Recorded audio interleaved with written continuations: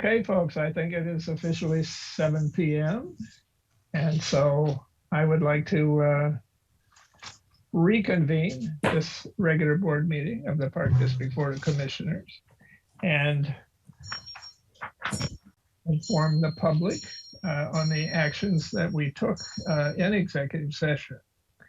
The board approved the executive session minutes from July 13th, 2021. The board conducted the required semi-annual review of the unreleased minutes of past executive sessions and concluded that the need for confidentiality still exists for all the unreleased minutes or portions of minutes except for the minutes of this newly approved July 13, 2021 executive session. Lastly, the board decided it was appropriate under the law to authorize the destruction of the existing recordings of executive sessions that occurred more than 18 months earlier than January 11, 2022 meeting, which includes the recordings of executive sessions on the 14th of January, 2020 and March the 10th of 2020. And we voted to do that as well. And that was the entirety of the actual business conducted in the executive session.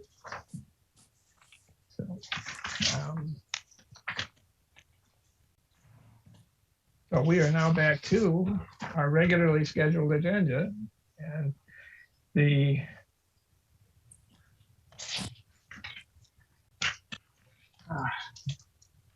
first item of business there is to accept the remainder of the regular meeting agenda or to modify it. I'm not aware of any desire to, at least on the part of staff or mine, to amend it. Is there a motion to approve the agenda for the evening as presented here? I move to accept the agenda as presented. Second. That's been moved and seconded. Is there any discussion on the point? Hearing none. Again, that's in remote attendance. Let's do a roll call vote, beginning with Cedric. Aye. Aye. Roger. Meredith. Nancy, you there? Yep, aye. And I vote in the affirmative as well. So we have approved the agenda for this evening. First item of business on that agenda then is public comment.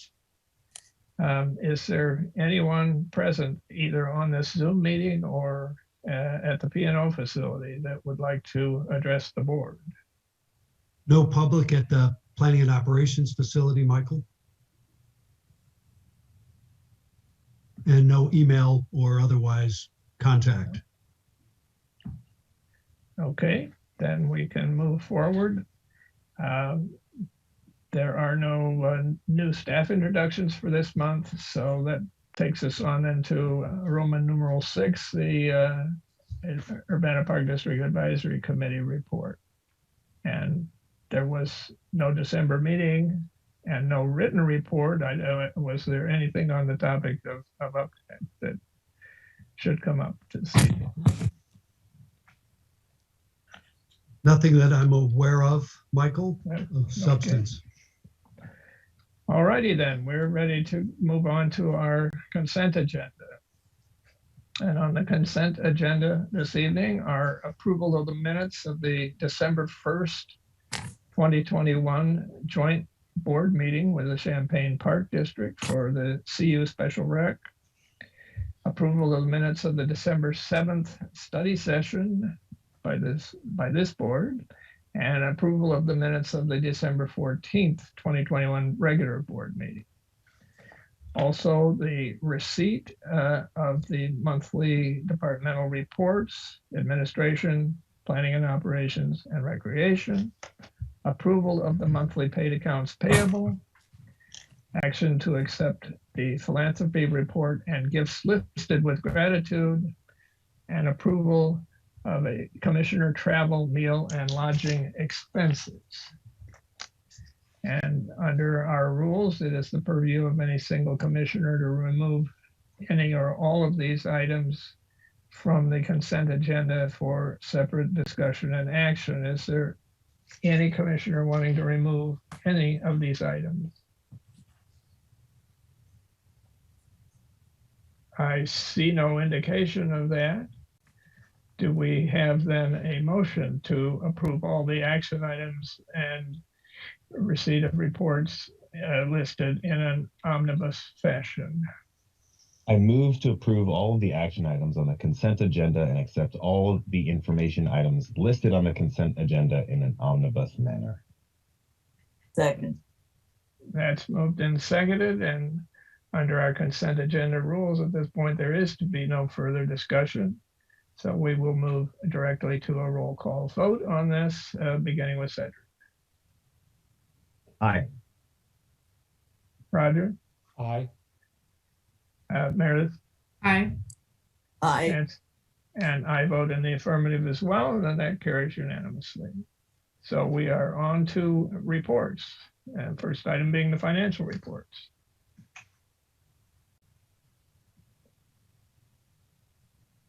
Can you all see this? Yep. Okay, great. So I'll be presenting to you tonight the financial performance of the Urbana Park District through December of 2021. We're 8 months through our fiscal year, so we're 2/3 of the way there. We've got 4 months left.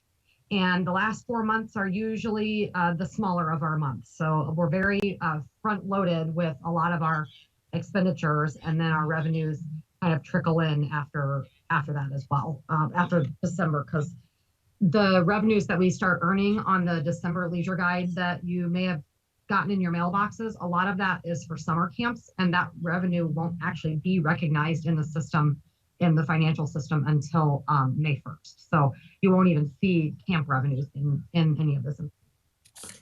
So with that said, I'll just go ahead and review the highlights of this report. So the first column lists the ending balance for the prior year. The middle column lists the budget for the current year. And this column, the final column on the right side, lists the activity to date for the fiscal year. So for those 8 months from May 1st to December 31st. So revenues for this period were $11,765,000. And we're at 92% of our total revenues. So that's pretty good for only 8 months of the year. Expenditures for this period were $10,640,000. And we have increase of revenue. We have a net revenues over expenditures paid of $1,125,000 at the end of December. So what's really interesting about this, though, that I was looking at, this is just for our operating funds. Sum one is this first page. I usually say that. Sorry, not as usual, but we actually were budgeting to have a decrease in our total operating fund balance of $1.2 million. And currently we're sitting at an increase of 1.1 with 4 months left in the fiscal year. And the main reason for that decrease is because we were planning an operating transfer out from the general fund into the capital fund of $1 million. And so that's included in this because we've been accumulating fund balance in the general fund that we'd like to use for this project. And so we were transferring that out to prepare for the construction to begin soon. And so actually it was a good thing. We're purposefully making an action to reduce some of that fund balance towards this project. But at this point in the year, I'm not that sure we're going to make it, but we'll see. I've said a lot of times we spend probably about $500,000 a month on the just general operations, like the baseline operations of the park district. And so we've got kind of a $2 million plus threshold here still to go. So it might come out pretty close. It's a little early to start projecting, but I'm seeing it will probably wind up with not quite this $1.2 million deficit by the end of the year. So that's good. Hopefully it will show that we've done a good job budgeting and adjusting especially with the pandemic year. So moving on to page 2, this page only shows the capital improvements fund. So it kind of separates out our operating from our capital on those first 2 pages. And we have revenues and transfers in of $2,083,000. And we have total expenditures paid at this point in the year of $1,183,000. So we actually have net revenue right now in this fund, which is rather unusual. of $900,000, but that's because I processed that transfer of $1 million in. So it's looking a little top heavy with revenue right now, but the whole point of this fund is to spend it all down to zero on capital improvements in the district. So we right now have 6.8 million budgeted to spend. We won't make it there, but I budgeted for the health and wellness facility basically just in case things moved along faster than we had predicted. So it's just there ready to be spent whenever we're ready, and we'll probably budget similarly next year. So finally, the sum 3 is both of the first 2 pages added together, and it's a total district-wide picture of where we are for the year. And the district has ending fund balances of $19,272,000 at the end of December. So that's a very healthy fund balance, but that also includes $7 million in capital projects that we're looking to spend. So with that, following that are the primary operating funds of the district: the general fund, the recreation fund, the museum fund, and the indoor pool. And I'm happy to answer any questions you might have about revenues and expenditures for the district at this point before I move on.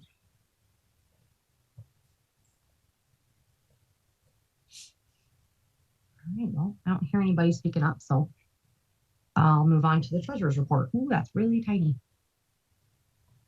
Okay, can you see that better? All right. So the next report that I'll review with you is called our treasurer's report. And so this is a look at the amount of cash that the district has in all of our accounts on one day, which is the last day of December. And it breaks out in which funds the cash is invested, as well as which accounts they're invested in, which bank accounts they're invested. So we had total cash in the district of $17,131,679.56 at the end of December. Moving on to page 2 of this report, this top section lists any accounts that we have that have interest-bearing rates. And I did work with Commerce to reinvest several CDs, two of which hit the bank in December, and one more will be in January too. So really bad rates, but it's better than I'm getting in our savings account. So for a little while, this was the best rate I could get, even honestly, really bad. So I am starting to reinvest CDs. I'm just not going out further than a year at this point. When Dottie and I first worked on really setting up the ladder, we went out 3 years on some of our CDs, just a few of them, but our whole ladder encompassed a 3-year period. And the last of those are maturing in March. So there's only, I think, one left that was a 3-year one. But all the others were kind of set up on 3-month basis. So we had a 3-month, a 6-month, a 9-month, a 12-month, and so forth all the way through. And then as they would mature, I would analyze kind of what rates are available right now, what our liquidity needs were, and then decide whether to reinvest. And so there was a period in time at the beginning of COVID that I wasn't reinvesting a lot because we really didn't know what our liquidity needs were. And then once the liquidity needs became clear that we didn't really need those funds and that it was okay to reinvest them, the interest rates came. So, you know, what are you going to do? So it's just the overall economy right now. It's the way it is. So we'll just continue to try to get the best we can. And, you know, 0.35 is better than 0.05. So those are some of the newer ones that I just got. So of our total 17 million on hand, we have just over 16 million invested in some rate that's out on the market right now. And we like to keep it diversified across a lot of different banks. There were no changes in interfund loans this period, so no changes there. And then on page 3 of this report, it lists all outgoing money that came out of all of our funds for the month of December. And we had total disbursements of funds of $2,352,000. But you'll notice 1.6 million of that was bond payments. So we made our big bond payment, which is about 1 million. Well, it was $1,050,000, and then we also paid what was left due of the GO bond rollover as well. So everything got paid on time in December, and all the other funds were pretty typical, except that we had 3 payrolls in December as well. So it was just a pretty heavy, you know, all the amounts were pretty similar and the normal amounts for December, except that there were 3 pays. So it was just a pretty heavy disbursement month, but nothing unusual.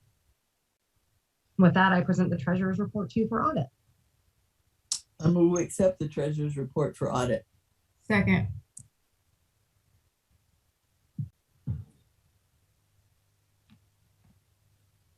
Pardon me, I was muted. That's been moved and seconded. Is there any further discussion on the point? Hearing no indication of that, let's do a roll call vote, starting with Cedric. Aye. Roger, Aye. Meredith, Aye. Nancy, Aye. and I vote in the affirmative as well. So that is approved. Okay, great. So I'll just review briefly the areas in the capital budgets that had activity this period, and then turn it over to Andy and Derek for any further updates. So in the Series 2019A, the big bonds, we had some activity in the lake rehab project, and also in the preliminary facility design is continuing down here. Kind of like doing this on Zoom because I can actually highlight it, which is kind of cool. We paid, this is the new bond. You've never seen this page before. This is the first time that you've seen it in this format. It came, Andy brought the preliminary budget for your approval. And then after we sold the bonds, I create the actual spreadsheet version of it that we'll use to track the spending. So this is the first time you've seen this, but we've got the incoming monies for the bond sale. And we also received a $250 donation for the Blair Tennis Project. But since that project's coming up hopefully this summer, I didn't turn around and turn it over to the foundation. They're aware of it. So it just got written, the check got written to UPD instead of UPF, but we're going to turn around and request all of the funds that UPF collected. So we'll just have 2 donation lines for that, which is fine. We also paid a portion of the cost of issuance for these bonds. And that's it for that one. Quite a bit of activity in the 2021 budget. So there were no revenues incoming, but we've got expenditures out on tributes, on construction crew projects. And then down here, we've got it on the Meadowbrook Prairie Playground design, on design work for the Tennis Plaza Pavilion area at Blair Park, and also on the roof repairs, some of the roof repairs. It was actually part of the design work for the PRC roof. In the 2020 budget, we had some incoming revenues from the foundation for the installment purchase of molecular reflection, which was actually it was a donor purchase. So the donor made the donation to the foundation, and then over the 3-year period, we're paying the artist to purchase that sculpture for our permanent collection. We also had expenditures for the Urbana Park District share of capital improvements at the Indoor Aquatic Center. And that was for work that was done on the domestic hot water system to repair it. And so that's actually going to come out of several lines going, you'll see when we get to the older budget. But, this is one portion of it. There's 3 different lines that got charged. And then we also had expenditures on the Blair Park Playground for, I think it was for surfacing. I'm not sure about that. We had some additional expenditures for Blair as well down here. And then we also had a payment for Perkins Road related to the restoration project. Moving on to the 2019 budget. Again, this is part of that UIC capital expenditure, our half of it. And so I think our half was like 40,000, something like that. So I had to spend out the older years to get up to that last budget. So it was a pretty expensive repair. We also had another payment towards the rock riffles improvements that happened in the saline. And I think the goal was to try to get that money spent out by the end of the calendar year. So hopefully maybe there's just a little bit of seeding or something left to do. And then in the 2018 budget, there was just 2 little line items. Again, the cost of capital improvements at UIC. And then we also finished paying for the design work for the Meadowbrook. I don't know what to call that, Tim. The seating plaza or the. Yeah, Legacy Circle. Okay, thank you. Sorry, I forgot the name of it. And there was no activity in the 2017 budget, but there's only $12 left to spend in there. And we were supposed to get that bill. It's related to the Park Street path, for the ITEP path that we installed on Park Street, but we're waiting for the state to bill us for our portion of it because they paid the bills. They paid the entire construction project. They paid for it 100%. And then they're supposed to turn around and bill us for our 20% match. And they haven't sent us this last bill. So we've just been waiting. We've been waiting like, I don't know, 2 years for it. It's crazy. So this $10 will get spent whenever we get that bill. And Andy continues to follow up with them. I've talked to them about it several times. So they just keep saying it's on the way. So with that, I think Andy and Derek may have some other updates. 4 pages. Yeah, I can start with the Crystal Lake Road project. We're continuing to finalize the bid package and hope to have it advertised for distribution at the end of this month. We're anticipating a recommendation to award at the March board meeting. And as a reminder, we began to block out rentals in the park between May and July 29th, I believe, to allow for this work to be completed without impacting any potential groups there. The park will remain open, but there will be partial closures required, obviously, throughout the roadway during construction. We are putting in the bid documents as well that the contractor will be required to maintain at least one parking lot to maintain it to be access to the lake house during the entirety of construction. And our goal is to maintain the boating rentals throughout the summer as well. So our next steps really here in the next week or two will be to do a final review of the bid documents and receive an updated cost estimate before going out to bid. With Blair Park, kind of last month was one of my final updates, I guess, for most of the OSLAD project anyway. So there's no more pictures this month. May have some more maybe in March or April. The contractor's portion of work remaining will conclude in the spring with any additional grading and reseeding of those disturbed areas. And then, of course, the installation of the Sutu wall. As far as Keith's work, he's installed almost the entire playground structure. He has a swing bay to go, and then the surfacing. The challenge course will be installed if weather allows throughout the winter, but most likely it will be primarily done in the spring as well. Kind of also within Blair, we're working on getting a proposal for an upcoming tennis court rehab project. Our hope is to have this out to bid this winter with construction happening between June and August, and trying not to interfere with the high school tennis seasons, both boys and girls. We do have a group, as you know, who's continuing to fundraise for the courts. I believe they're at around 85,000 at this point, which would obviously be a significant help to the project. Derek and I did meet with a court surface contractor to review those Blair courts and go over an alternative option for a court overlay system rather than doing a crack repair or a mill and resurface. That system was utilized at Morrissey Park, their courts over in Champaign, and it provides kind of an overlay to the entire court surface and is actually warranted for 20 years. So it may be a pretty good option for at least our northern 4 courts.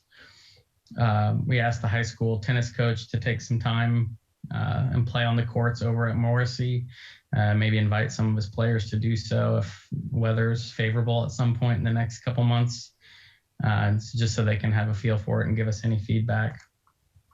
So that system may be an option for us, but it still has some pretty significant cost impacts. It's about $50,000 per court, we were told. So we did hear that overlay would not work for pickleball. which is good information. So we'd have to adjust our plan for the southern 3 courts.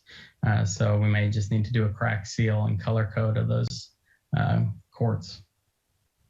So in the coming weeks, we're going to start working with an engineer to start developing our final bid plan and alternates for us to be able to review our options based on our available budget and best approach for the courts at that time.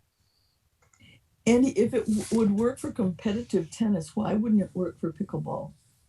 The ball doesn't bounce. I wouldn't believe it either, honestly, because I played on those courts at Morrissey and I couldn't tell any difference. But what we were told is the pickleball ball does not bounce well off of it, off the overlay. Yeah, that seems. I mean, it is as it is, but it seems really odd to me that there would be that big a difference. It is. It was really odd to me. I mean, like I said, I played on those courts at Morrissey, and the only difference I could tell is if I tapped my racket on the court, I could hear it. It sounded different, but the ball to me, it bounced exactly the same. But I'm not. I mean, that was just my personal experience. I see. Yeah, you're just not in the elite league to be able to have all those finesses. I guess so. But it's good to hear that it wouldn't work with pickleball. So that's something that was definitely valuable to learn. It's probably something to do with the speed of the game, right? I mean, when you hit a tennis ball, you're hitting a lot harder than you are the pickleball. Oh, probably that makes sense. Yeah. The contractor did say that the membrane system slows the ball a little bit, but he says typically it's not noticeable for tennis or kind of the more competitive play. I'm glad that Andy's had a chance to try it. We hope that the tennis team goes out and tries it, but yeah, several other courts where they have it, courts that Andy played on as he was kind of coming up through high school athletics. So it seems like a good option for us. Andy, we do have an update on the fundraising. They're up to $94,000 so far, so they've made some recent progress.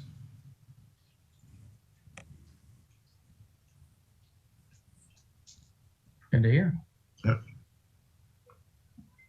Let's see. I did want to mention, just on another topic, we've begun working with MSA on conducting an evaluation of our district hardscapes.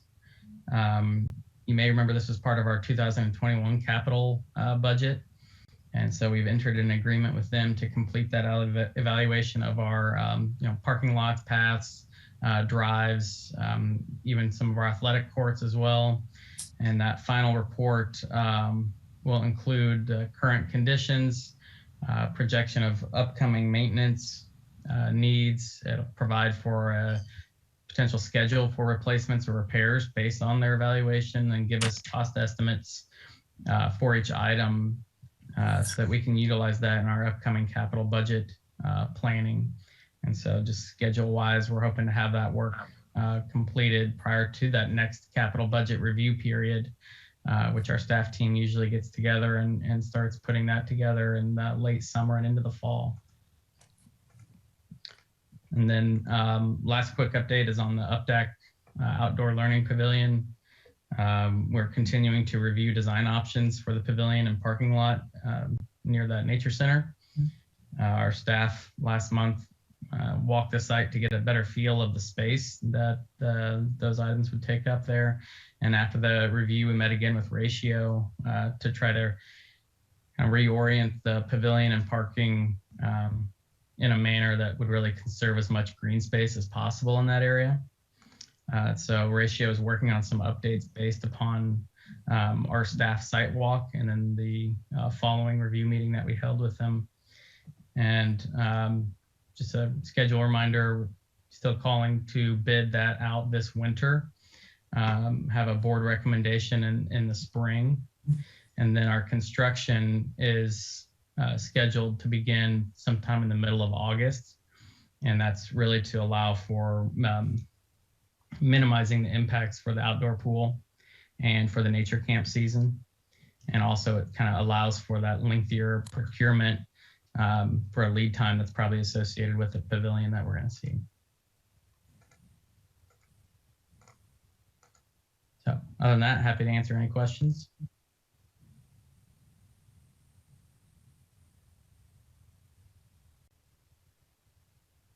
Okay. Okay, I don't hear any indication of any questions, so thank you for the capital budget report.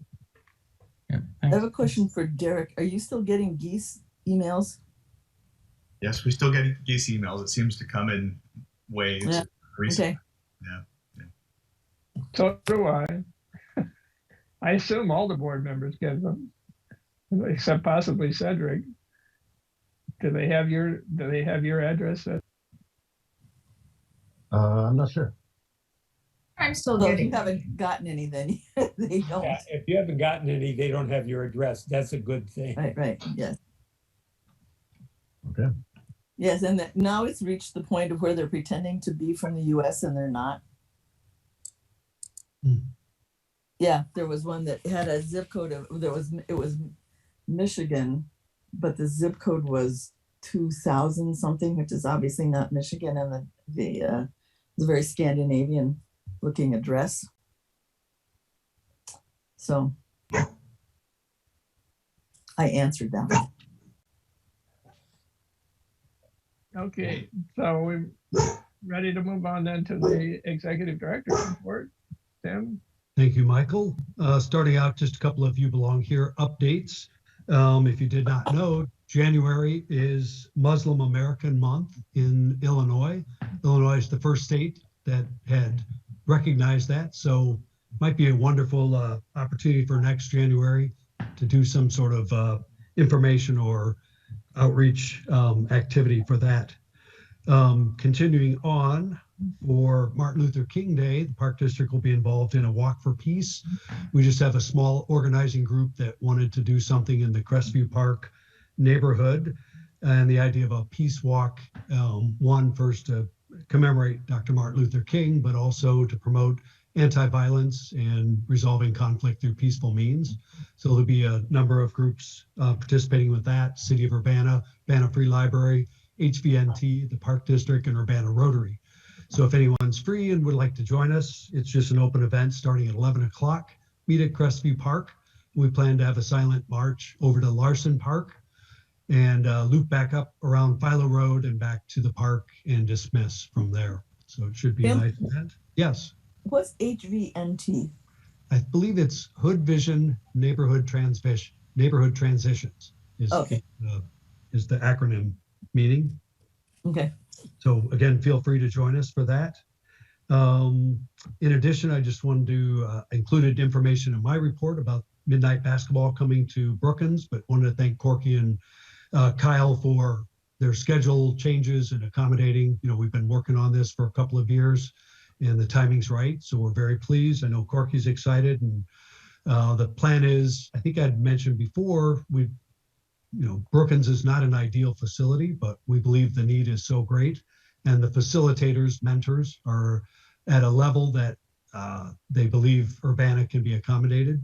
So our hope is we could start at Brookins and then just transition the program over to the new health and wellness facility when that arrives. So we're very excited. And again, the concept involves a lot of mentorship and people that show up every Friday night. So we're very, very pleased and think that'll fill a huge need of young people that are looking for things to do. Moving on, starting out, as far as staff knows, the IAPD, IPRA Soaring to New Heights conference is still going on in person. There's been a number of Urbana Park staff that have determined they're not comfortable attending. So I believe we still have a few folks attending, and I believe one commissioner is still committed. But I did want to mention the typical dinner that we host on Friday night is canceled. Obviously, grouping and gathering and doing all those things or going out just seems a bit complicated. So we thought maybe if folks took care of themselves, we could hopefully resume that next year at conference. So again, we're hoping there may be some last minute virtual option. I'm not sure of that. I don't really know what it takes to do that. And it didn't appear that they planned that as a plan B from the start. So I'm not sure, but we've kind of signaled and we're communicating with Champaign Park District and the Champaign County Forest Preserve District. I think they're having same staff reaction and people making alternate plans at this point, but we'll keep everyone posted. Just moving on to our topics. just going down the list. Had a good discussion with Kelsey and I had a great discussion with Mayor Marland about any potential access to the ARPA funds the city will have access to. We want to get more information on that. As we understand that the city is contracted with Champaign County Regional Planning Commission to help administer those funds. So if there's opportunities for the UPD, we're certainly going to pursue them, and we'll continue to update everybody on that. As you all know, the health and wellness projects continuing to go on both in planning and development on the physical side and on the fundraising side with the foundation. We're continuing to narrow that gap, and our hope and expectation is that we can have an announcement at the May Barn Bash event. So that's what we're working very hard for right now, and motivating, trying to get the steering committee ramped up, with the new year to complete all their visits and hopefully close that gap. So stay tuned. Let's see, moving along.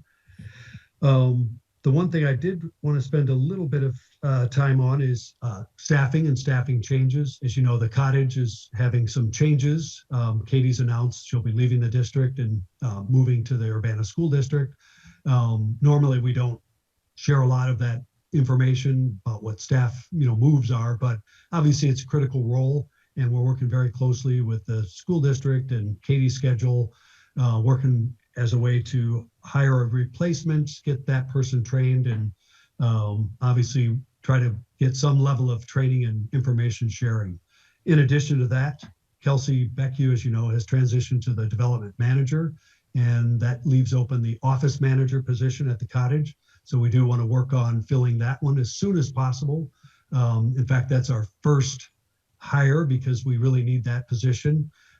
They serve everyone in the cottage, and so that's our support network. And as mentioned at the foundation meeting by Roger Diggs, Kelsey's kind of covering two positions and doing a great job at that. We're super grateful, and just have a great staff there. So hopefully we can get the positions hired, get everyone in a training and comfort mode so we can not miss a beat and keep everything going. But I did also want to elaborate, we're talking really also with recreation, staff, and planning and operation. And I think we're all aware of the major concerns with staffing in general in our area and around the country. Obviously, we have a number of open positions at the Park District right now, full-time.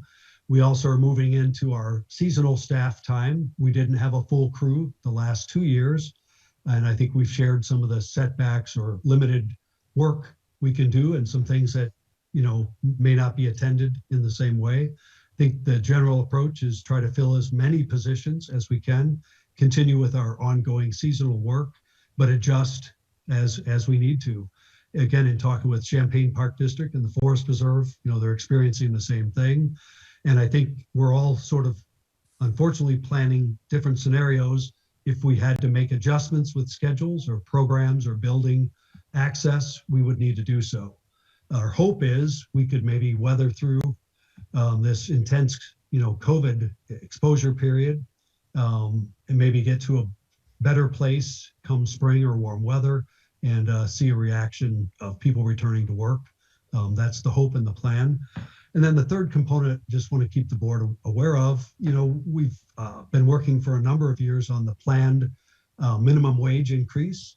I think our leadership team has put together sort of a strategy for that. But what we're seeing now is, due to the impacts of COVID, shifts in the workplace, supply chain issues, as Katie sort of summarized, we have a kind of a different functioning economy in her report.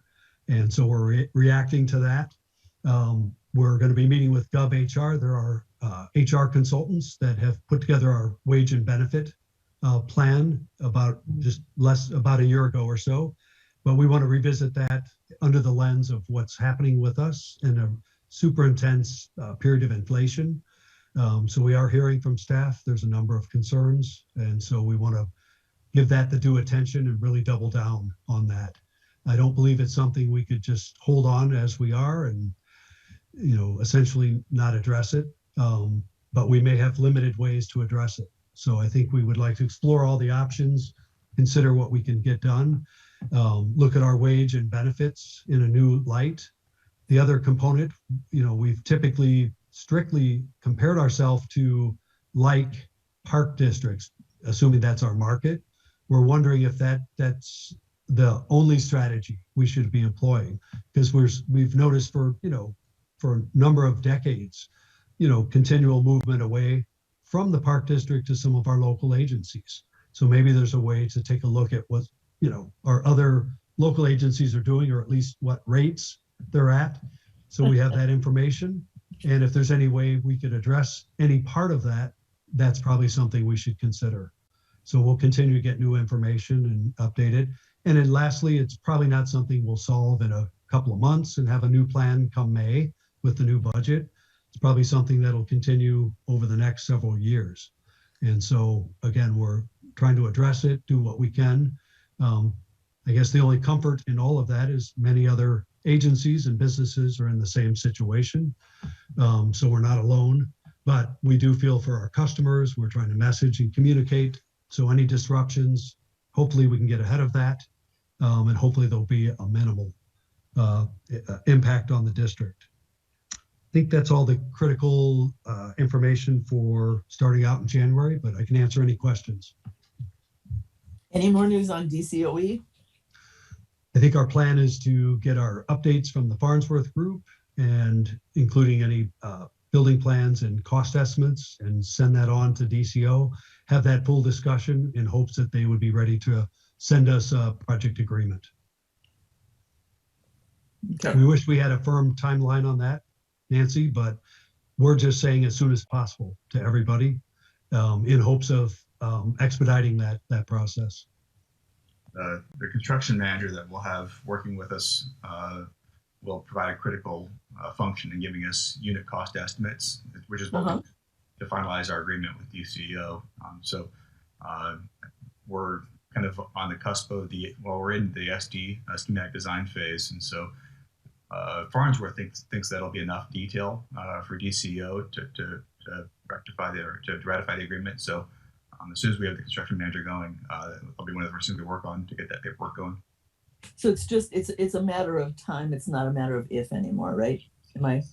We were told by our contact at the state that he was, it was virtually certain. He used the term, he used 99%. The funds are, they're there for us. It was the grant was written for us. It's been awarded to us.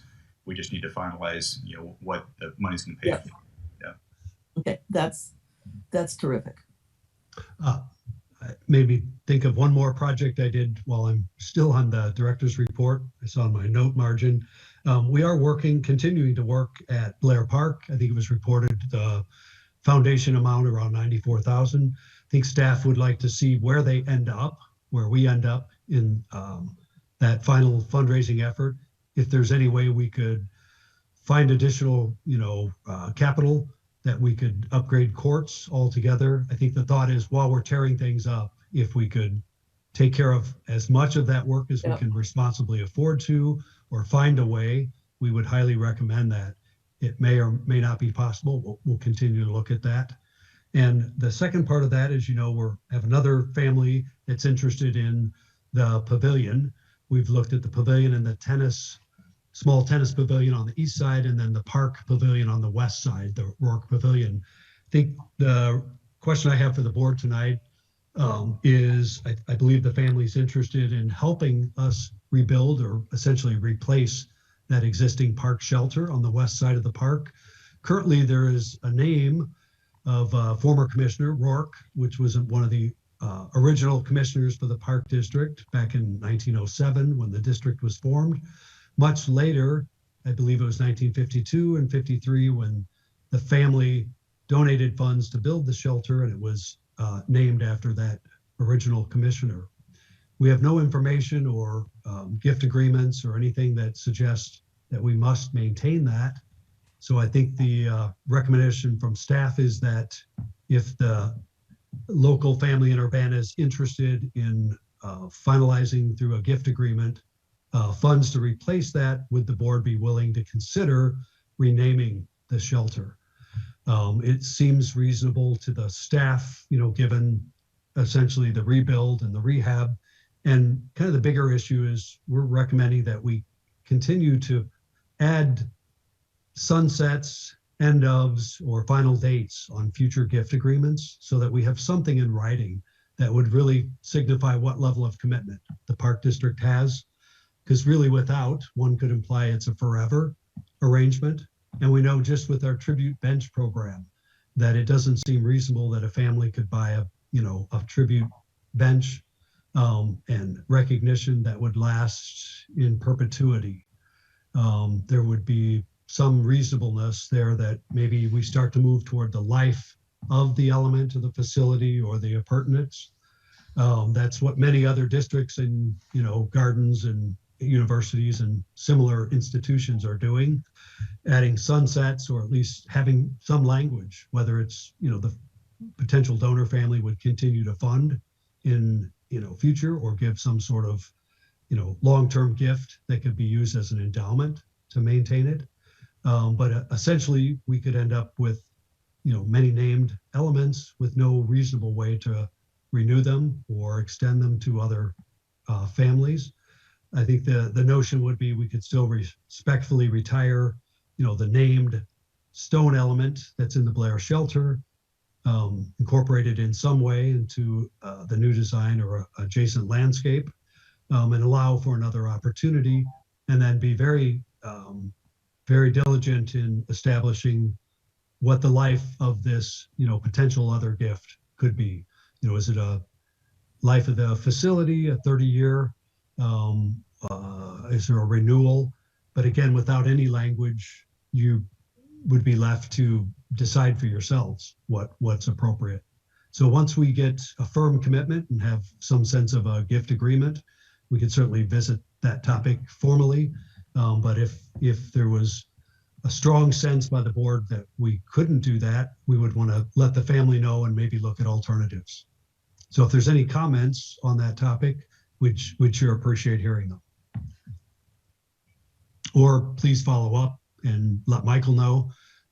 That's another easy way if you can't think of your thoughts right this moment, but we'd like to know if there's any limitations or reasons why we couldn't consider a replacement of that shelter with a different name.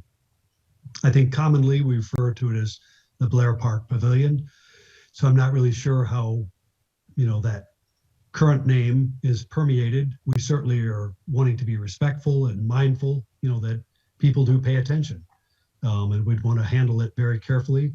But again, is there a way that we can create yeses, to look toward back to the past and also to the future? I think it's difficult because I think you have to balance the respect, if you will, for the past and what was done before, so that it's not just an erasure and we're always kind of coming back and cleaning off the blackboard and there's no sense of the past being kept with things, because I think that's true in general, but I think it's particularly true in Urbana that people like that sense of connection to what went before, even if they don't, even if they'd never. I mean, I didn't know there was a name on that pavilion. But I should mention there's another oddity in Blair Park too that we've noticed. There's old marker recognizing the David Sholem family for, again, an early gift back in the 1950s. Earlier, it was around that same period for tennis court construction. Well, we've since then rebuilt those courts a number of times. I know I, as project manager and superintendent of planning, we essentially replaced all of those courts once. And, the marker's not even next to that. It's sort of floating in the park. Staff would recommend that we retire elements like that. One, they're misleading. Two, I think, again, we've probably met all of the obligations, and I'd say 30 to 50 years more with that original gift.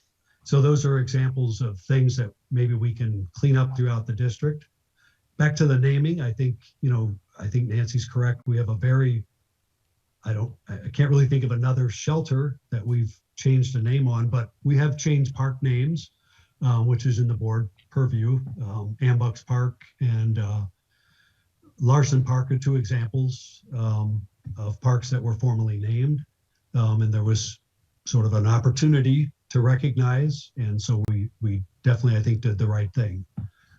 Yeah, but we weren't changing from a previously named entity. I mean, named after a family, named after a donor entity. Correct.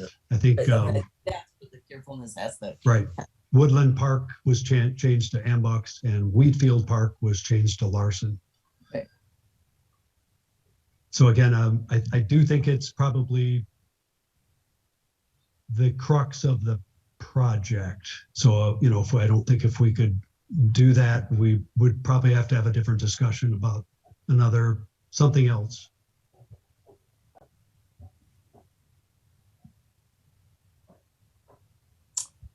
All right, well, we'll have to think about it.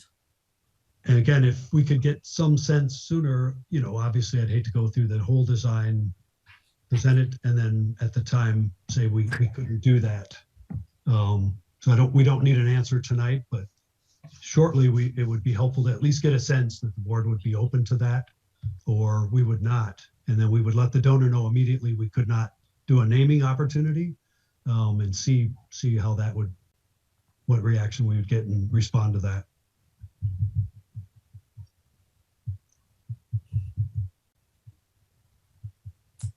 Yeah, do we know that there are family members left from the original? I don't donor? believe there are. There's none known to us, and we have no information, and not even sure what, we'd have to start a whole background search of, trying to find descendants.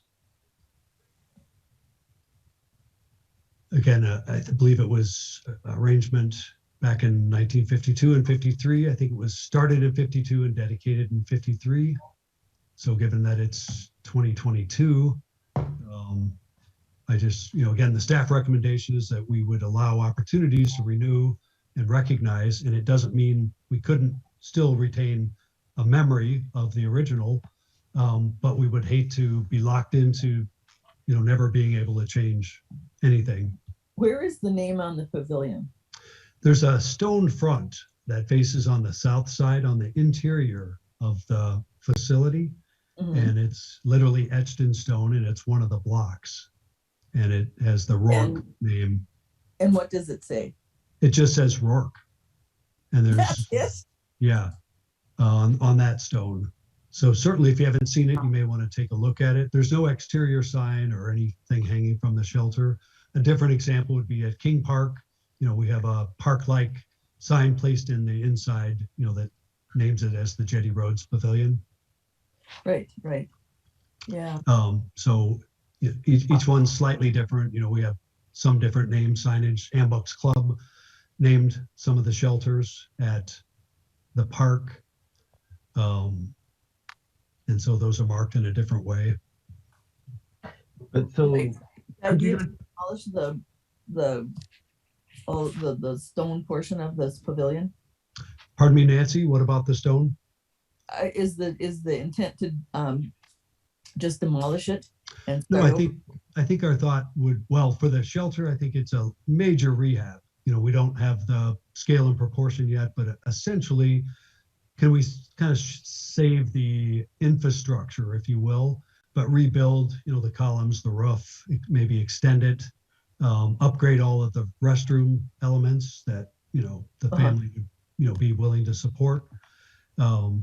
Again, we're still working through the design and the concept, but I think we've kind of been presented, hey, with the Park District commissioners, consider a renaming of the shelter for a new family donation.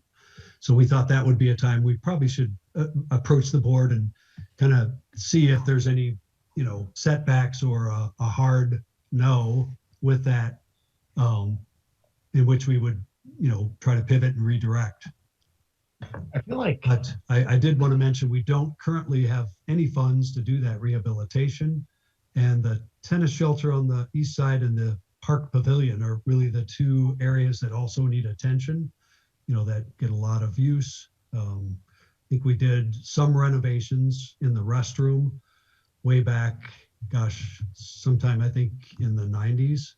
I know I oversaw that project. We basically made the restrooms accessible. I think it was shortly after the ADA law came into effect. We did a initial review of our main spaces, and that was one that not too long after 1992 or 91 came up for renovation, and we did some renovation. My thought is that since I didn't know that it was the Rourke Pavilion, and I expect that probably not a lot of other people knew that it was the Rourke Pavilion, and we certainly don't refer to it by that name, that there isn't any reason that you couldn't put an extra plaque above the name Rourke inside if you're leaving the stone and saying, originally funded by, the family of an early park commissioner, so-and-so Rourke, and then Right. just put the family's name on the outside of it so that it Right. actually has a name. And since it doesn't, it doesn't have a name now in the biggest sense, we just have a name of the donor on the inside. And that way you could cover both. You'd still have the original name, the historical portion of it, and you could name it after the donor with no problem. And I don't think, that's, if I were running the ship, would be my first suggestion, would be to sort of double up on it and leave and do. I feel like you could probably even do something like, this pavilion was formerly named in honor of Rourke, right? Because that's the thing, is that as it is now, it doesn't have any historical significance because it doesn't have any context. Yeah, exactly. So we can kind of do two birds with one stone in a sense, by like having renaming, but then also having something kind of saying what it was. Yeah. And thereby actually kind of giving it more value than it currently has. Mm-hmm. Mm-hmm. Yeah, I think those are good ideas. I think always interpretation or it would certainly inform the visitors and the users. And that's something we could share with the potential donor families to see if, that seems reasonable. And again, I want to be clear, our staff sense is, it's just not about naming, but I think the idea is they want to get a larger extended family involved in the project, Mm-hmm. so that they're really excited about the family contribution to this important park in Urbana. Sure. So again, we certainly wouldn't want to discourage, groups to think like that. But the notion of trying to preserve a piece of the past and move it forward to the future seems very reasonable, I think. Yeah, and I would think that they would have some understanding, especially if they're doing it as a family thing, that you want to destroy the idea of the donation from the past, but we could work it that way. Right. I'm sure if it was me, I would hope somebody would give a consideration like that down the road in the future. Yeah. So it's not an unreasonable approach. I think we were trying to avoid, anything overly clunky, hyphenated and all of that. But I think the interpretive and historical marker is a lovely idea. Yeah. Tim, you say we have nothing in terms of a gift agreement or any kind of documentation about what was given in the past. Correct. I got my information from our history book. I just did a quick reference check. We have not gone back through all the minutes, but I'm not sure what, is available in that area. We could certainly do a check. I'm not suggesting that. I'm just, right. We really don't have any connection with the Rourke family at this point, even in terms of documentation. Correct. Right. In fact, in some accounts I read, Rourke was first group of commissioners, was voted president of the board, but apparently one historical account I read, he died suddenly. And that's when Joseph Blair was appointed as president. He was on the board as well. So that's what I understand. But then I did see another conflicting information that seemed to suggest that Mr. Rourke lived longer. So I'm not really sure we'll be able to uncover that. Maybe it's his ashes behind that block. I like the idea of some whatever kind of historical thing you can glean, give a nod to it, and let's move forward with getting the facility taken care of if the family's going to do that. Yep. Great. Well, for the sake of tonight's meeting, staff will proceed with that understanding and reapproach the family and see if they react positively. If so, we'll continue the work and we can report back to you. And again, I assume until we had a formal gift agreement, where it was before the board to actually consider. But it was a question asked to us, and we felt compelled to at least get some direction. Well, I think it wouldn't- is. Go ahead. Oh, I think it is worth following up with a discussion, like at some point about, what you were talking about, like a sunset or Yes, like I agree. Right, I right. think that statute of limitations, if you will, something along those lines. Yeah. I But agree. wouldn't you feel better if you were a donor family to know that the previous donor wasn't being dumped? Yes, agreed. Well, Yes. and I think it's important people do pay attention.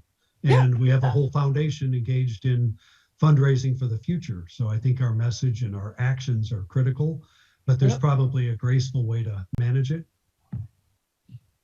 Yes. Echo support of further discussion and because I'm not sure there is a one size fits all model. Yes, that's right. Agreed. Where we can find some level of consistency, but still having flexibility Right. is important. Right. Yeah, because a bench isn't a building, isn't a shelter. Right. Agreed. And again, our second main message is, that's probably a direction we need to move in, have some sense of timely, is it forever or otherwise? So we can continue to work on that. Michael, that's all I had in my report, unless there's other questions. I was just gonna say with the gift agreements, we're kind of moving in a little bit more like that direction than what we used to be. So Correct. Okay. Hearing no other questions there, we'll move on to the president's report. We have the usual 2 meetings coming up in February, namely, we already mentioned January IAPD, the conference, which I gather Cedric is going to. I don't know if any others of the board are going to be there. February 1, we have a study session. And we will have some updates on health and wellness and some conversation about the diversity lab. And then February 3rd, Tim and I will be attending the TIF review board with the city. And, not sure what we will learn there, but we'll try to communicate that on to the rest of the board. February 8th is our regular board meeting, and Corky's on the line for the annual recreation statistics report for that month. And then we're hoping to have some bid approvals in that meeting as well. And lastly, the February 14 is legislative breakfast. And a Zoom breakfast, I don't know, are we sending out box breakfasts? Might need to be creative. BYOB. Yeah, exactly. Yeah. All right. That's about all that I've got on the president's report. Moving on to liaison reports, the finance study group met on the 6th of January, and the vast bulk of what we spoke about is on the agenda here tonight. We've got the health and wellness updates, the audit proposals. There was some discussion of the Blair Park, and also UIAC and the long-term agreement with the school district for running that facility. So beyond that, I don't think there's much to report there. You'll all be aware of these things as they come up on tonight's agenda. The policy study group, I gather there's nothing new to report there. The Parks Foundation, anything from yesterday, Roger? Nothing really. Well, the only thing I think of interest is the treasurer reported that December was a good month for the foundation. They received $203,000 in December, and of that, $133,000 was for health and wellness. They bumped up health and wellness at this point to $1.82 million that's been given, and of that, 1.75 million would be for construction, and the rest for foundation expenses. So that was encouraging, and that was about it. Megan Pusey took over as president, so that was her first meeting.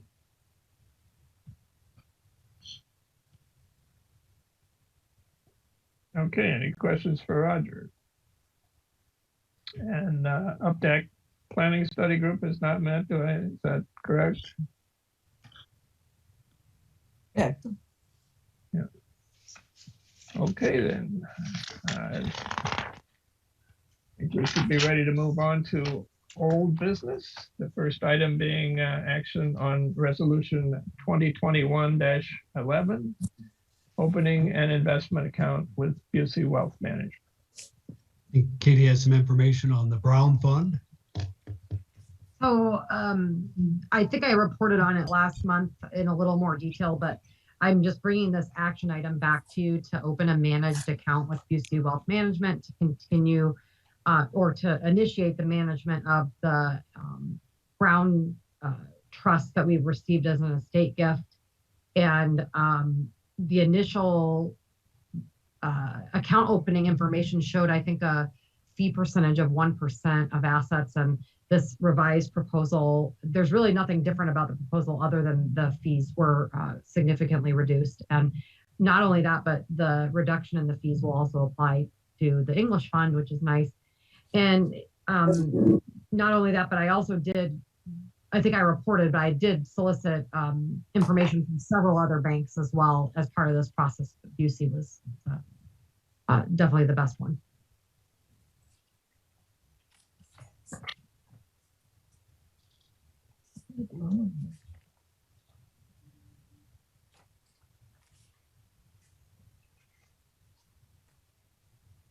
Well, if I could find the things to say, I move that we pass resolution number 2021-11 to authorize opening an investment account at Busey Wealth Management to manage the Brown Fund. Second. Sorry. Okay, that's been moved and seconded. Is there any further discussion on the point?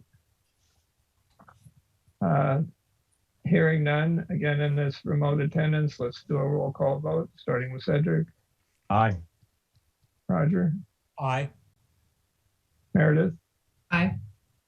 Nancy. Aye. And I vote in the affirmative as well, so that carries unanimously. There was no old business removed from the consent agenda, so we are now on to new business. And the first item is action to accept audit services proposal. So Just as a quick lead in, I think Katie has provided us some copies of the proposals that were submitted. Just some background, as you know, the board had indicated really at last couple of cycles, it might be a time to re-engage with new potential auditors. I think Katie can provide some additional information. One of the staff concerns, at least for me, obviously will be changing staff in that leads that work. So it does bring some concern. I'm not sure how the board feels about that, but certainly we could open it up and turn it over to Katie. I just real quickly, I just prepared some notes and I thought I'd walk you through. If you have the commissioners themselves received bound proposals from each of the three firms. So if you have those handy, because I might reference some page numbers, but just a quick, hopefully I won't spend too much time on this. I know we have several other action items, but just to give everyone in the room a little more background, but the purpose of an audit is to provide assurance by a third party to the board that the staff is doing their jobs. So publicly traded companies are required to change auditors every 5 years, according to the SEC, but those rules don't apply to local governments, although it is still considered a best practice to rotate auditors, on a 5-year basis or, whatever frequency, but it's just to provide a fresh set of eyes on your financials. But knowing that there is some cost savings to retaining your auditor, because that initial year can be very time intensive for staff and the auditors, to establish your procedures and make sure that you're on the same page, and get all the all the technological stuff working too, with the syncing of all of the numbers and getting them set up with your GL. But we've had Martin Hood for, I think, four 3-year cycles. So I think 12 years. We just finished a 3-year cycle. That said, though, they made a lot of efforts. Every one of those cycles, they changed some members of the audit team. So I think Greg's always been a staple, but we've always had either a new partner or a new on-site supervisor for the audit. So they did make efforts to make sure that there was always fresh eyes on our financials. But it was the board's request to solicit proposals for audit for our next cycle. So I prepared a request for proposals. We sent it out to 5 firms that we had some familiarity with, and we received 3 proposals in return. The pricing for the foundation portion of the audit was asked for as a bid alternate, so that we could be able to provide pricing to the foundation, because they're also soliciting proposals. But we're going to forward that on to them for further action. So that's not part of the motion for the board tonight. But just to go over the 3 proposals we did receive and give you a couple of little highlights of kind of the analysis I did as part of my review of the proposals. Just to start with Martin Hood. So of course, we're very familiar with Martin Hood. We have a great working relationship. I've really enjoyed working with them for all the years that I've been at the cottage. So, I really value the relationship I've built with them, and it makes for a very smooth running audit. We've got it down to, we're pretty much an audit machine at this point. Of course, they're a local firm, and I really liked the presentation on page 10 of the amount of hours of time that they thought this audit takes, because we know for a fact that they have a really good historical basis for those figures, because they've done our audit for so many years. That said, though, every firm has their own way of performing audit procedures to provide whatever level of assurance that they think is necessary in order to provide an opinion. So just because one audit firm thinks it takes 300 hours doesn't necessarily mean that another audit firm needs to take that long or longer, because they're all going to have their own way of doing it in order to feel that they can provide that assurance. So, but I do think that was kind of a nice benchmark for me to look at and say, okay, they know their stuff, they know how long it takes to audit us. So page 11 is where I started getting a little bit concerned, where they started talking about the pricing does not include any unexpected circumstances that may wind up increasing fees.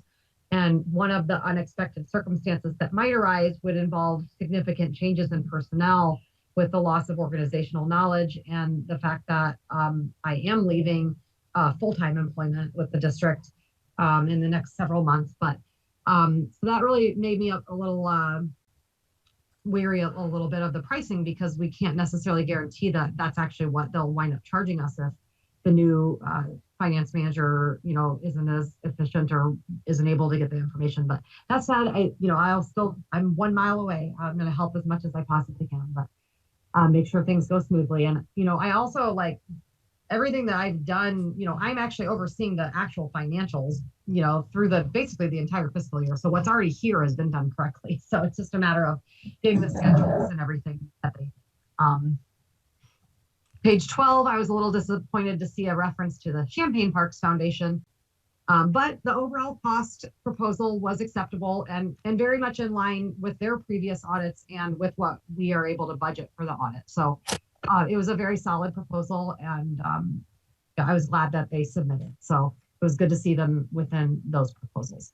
So moving on to the Clifton Larson proposal, Clifton Larson Allen proposal, just briefly. I solicited a proposal, or I sent the request for proposals to this firm. They're they're not a local firm. They're actually like a really large firm, but they have a local office and in Champaign. And I've actually had some experience with them, because I work with at least one of the CPAs in that firm in preparing the 990 return for the Environmental Education Association of Illinois that I'm the treasurer of. So I already kind of knew and had worked with them, and I found them to be very professional, very easy to work with, and on top of things. So I already kind of wanted to solicit a proposal from them, just because I already had a working relationship with them elsewhere. But anyway, they did provide a proposal. In reviewing it, it all looked fine. Page 21 says that they're expecting to spend about 220 hours on this audit. So that got me a little concerned. Just, again, we don't really get to say or dictate how long it takes for an auditor to gather the information that they need to provide assurance. But is that unrealistic or too low based on, another firm who's done it for year after year saying it takes 300? So, and then if it takes them more, are they going to charge us more? So that got me a little worried. And then if you do look at their pricing, it was very expensive. And I'll actually pull up and share a cost comparison here in a minute. But overall, I really liked them as a firm. I liked speaking to the different people in their office. So great folks for sure. And then finally, the Sikich proposal that was received. I'm familiar with this firm because they actually, when we go up to conference for the IAPD conference, they actually have a whole entire section of the conference that's just for business and finance sessions. And the CPAs at Sikich basically do all of those presentations. So I was looking at their proposal. In the back, it has kind of like a listing with headshots of a lot of their CPAs in the firm. And I'm like, oh, I recognize them. So I've seen a lot of them at conference, and I've always been very impressed with their sessions. So it was kind of, they're mostly up north. And I was kind of expecting their pricing to come in expensive like we see out of the Chicago area. But they did a couple things.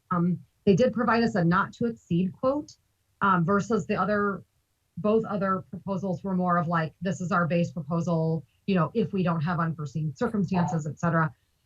They also had stellar references. It's not a firm that I had any personal experience with, so I called and spoke to their references, and I actually even asked for some other local references that I called as well. They had just stellar references. And then, of course, they were the most cost-friendly proposal of the three. And I can go ahead and share that in a graph that I prepared if this is helpful. But this is the Sikich pricing, the Martin Hood pricing, the CLA pricing. This is the total that we would spend over a 5-year, the district will spend over a 5-year period of the contract or the proposal period. These are the differences. So this is the difference compared to Martin Hood, and this is the difference compared to CLA. So the Martin Hood proposal is $33,000. The Martin Hood proposal is $33,000 more than the Sikich proposal, and the CLA proposal is $48,000 more than the Sikich proposal. And then just vice versa. So the CLA proposal is $14,000 more than Martin Hood, et cetera. But in the end, really, I think the CLA proposal was just kind of too expensive, especially when we already have a firm that would be easier to integrate in another cycle with that we know is competitive pricing. So, but even so, the Martin Hood proposal is 32% greater than the Sikich proposal. And from what I understand from talking to their references, they're like, you're lucky that you got a proposal from them that's competitive. Like they must want you as a client or, just really want to have business. And I called and talked to the partner that submitted the proposal just to double check some things that the finance study group had questions about, like if they, maybe their pricing was lower because they were going to do a full electronic audit. And so I asked if they were planning on doing on-site field work. And the answer to that was if the client prefers that we do on-site field work, then that's fine. And that it's already included within the pricing that they've already quoted as not to exceed. So, if the client preferred to do full electronic, they were willing to accommodate that as well. But I think that was one of the main questions. Another question the finance study group had was when I called the references, they asked me to ask if the clients that I was speaking to, other audit clients that they'd worked with, if they'd ever been charged additional fees above their not to exceed amount. And everybody just flat out said no. So, so I was pretty impressed, with the references, and it's really a board decision, and I'm happy to answer any more questions. The pricing, we asked for them to hold their quote for 60 days. So if you're not ready to make a decision tonight, if you really need me to go and call and gather any other information, I'm happy to do so. We would just need to act on it in February, but if you feel comfortable or would like to discuss further tonight and make a decision, we just kind of gave you a motion with a blank to fill in if you're ready tonight.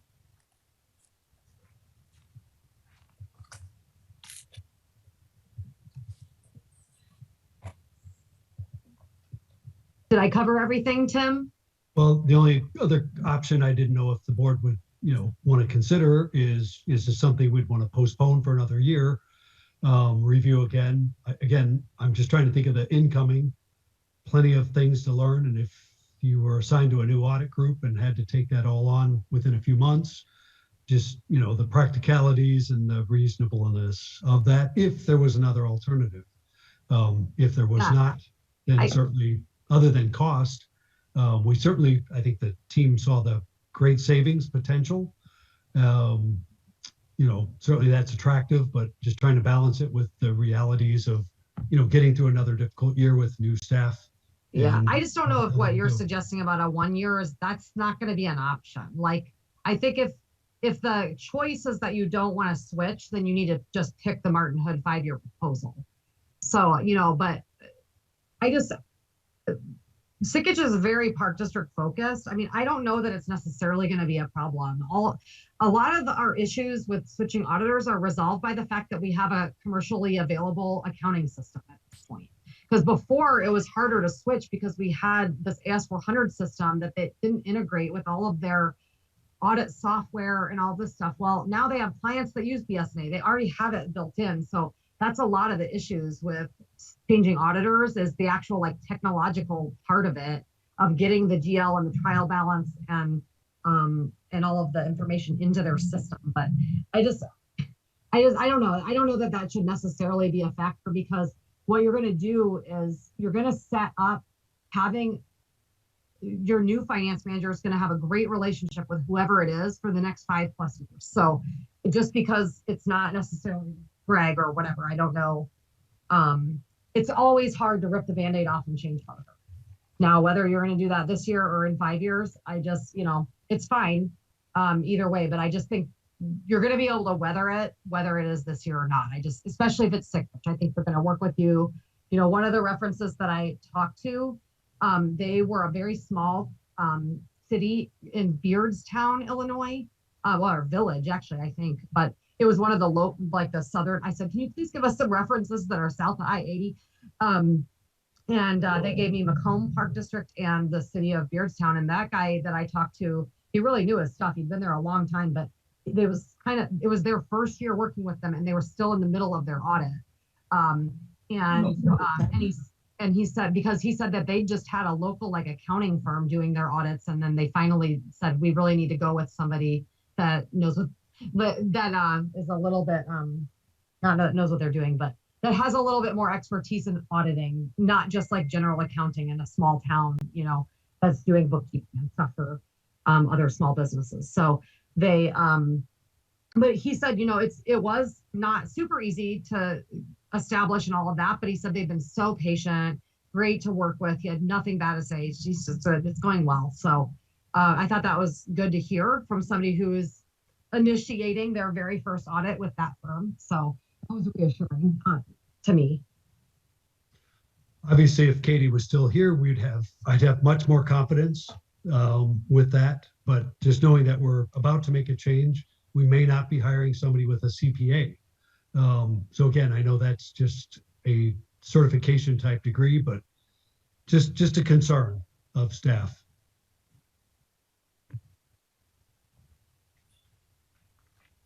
Well, you say it is a concern, and I understand that. On the other hand, if I understand correctly, Sickage deals with a number of park districts. I mean, that they are actually quite knowledgeable about what is entailed in doing an audit for a park district. Is that a fair statement? Absolutely. Yes, and I'm not concerned about Sickage ability and their skills. I'm more concerned with a new hire and coming in at this point. And again, it's a concern. Understand the savings, and could go like clockwork if we made a switch. I just didn't know if it was imminent or if you could find a way to, extend for another year or 3 and then make another change. I don't know if they're locked in 5-year contracts or if you have any flexibility in the. Well, that's period. what we asked for, was for 5-year proposal. Correct. So, I mean, I think, it's choosing amongst those proposals, and Right. And when I was preparing the RFP, I asked Greg a lot of questions because I'd never done an RFP before, and he said they prefer 5-year proposals too because of the continuity. Once you get that relationship, you don't want to change auditors in 3 years. So it's nice that we had them for 4 cycles or whatever, but if this is something the board might want to do again in 5 years, it's really, I was looking forward to having a 5-year cycle myself, going forward, like, oh goodness, I didn't want to have to change again in 3 years. So, but he said that's kind of more of like a best practices. Typically they'll see 5-year cycles. I guess I'm struggling to understand if Tim, the concerns, because if Sikich, yeah, absolutely, it seems to look like they can manage this. Whoever we hire, regardless, Sikich is not going to train them. Or maybe they will. Any auditor would have to, and if this is a do not exceed, then it almost to me is an advantage with a new person, because if it's one way to look at it, right? Because in theory, if the new person makes mistakes or gives wrong information, it's not an hourly rate. And I'm also wondering if there's, this is the opportunity, like what you were saying, Katie, that they want us as a client, they may not in 5 years. And frankly, the cost savings are just hard for me to not vote in favor of at this point. I guess, I think about that, even if long term, right? If we don't rotate every 5 years, but if we have them for 10, because we've had Martin and Hood for 12 years. I think 12. I think we've done 4 3-year cycles. That's just sort of the things I'm thinking about. Right. Yeah. I'm just thinking when we transitioned from Dottie to Katie, we took those kind of concerns into, when we considered audit and things like that. Again, I see the whole potential and the benefit of savings. I think it is hard to, discount, but just, that concern, is this the best time for us to do that? I just think, Tim, and I agree with Meredith here. I think that whoever we get is going to be just as new. Martin Hood is going to be just as new to them as Sikich is going to be to them. And I don't see how their inexperience will make a difference with which of those 2 firms. Yeah, and I guess just to help calm everybody down, I just think I'm really just a mile away. My intention is, to train with whoever we can get on board and hired whenever over the next 2 months. But my idea was that I'd come back as these cycles kind of come up and work with them more specifically. So, Dottie and I trained for a long period of time, but she was leaving and retiring, and she was talking about moving down south to her grandkids, and she wasn't going to be here to help me. Well, I really hope that I'll be able to say, okay, budget's coming up, let's get together, for an afternoon and we'll go through all of this together. And same with the audit. That might not be an afternoon, but just one thing at a time, so that it's not something that I'm just moving down the street. So I do want to be involved, and I want to make sure that everything is smooth for the park district, and I'm not going to leave the new finance manager floundering out there, not knowing how to handle this. So I'm just not going to. I think I can speak a little bit on the commonality feature, and I think that's probably what Tim's getting to, is like for recreation, we went and found certain reports that they wanted. So if an old firm, Martin Hood's there, and they say, Katie used to always give us such and such report, then that would be something that's known, versus the new group saying, we need this report, and that new person saying, Katie, they want this report. Where do I find that report? I think that's kind of what Tim's speaking to.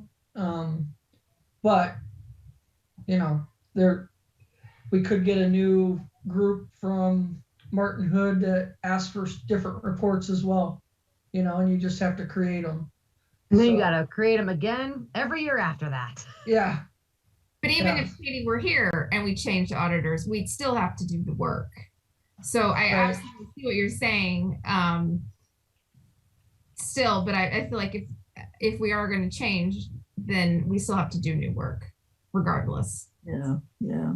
Right. If we had Martin Hood for so long, I would be much more willing to go to retain them for longer. But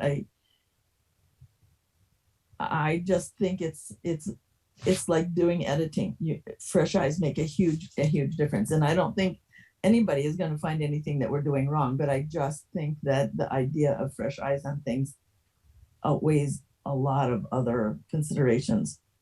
No, and they did change the partner on the firm. I mean, I do want to be clear, like they did make efforts to change again on this current proposal. So, I've really enjoyed my time with them. I love Greg, just a great guy. He's helped me learn a lot in this job. So, but I'm just so confident that whoever the board goes with, they're going to have a Greg too. It's not going to be Greg, but they, the references I called for Sikich, 3 of the people said, oh no, I have the partner on speed dial. Like he's in my phone as my contact, not just, so I think that's part of the proposal itself. It's written in there that that the firm's available for ongoing technical support for questions that come up throughout the year. It's not just a one-time interaction over the summer. So if you weren't leaving, who would you recommend?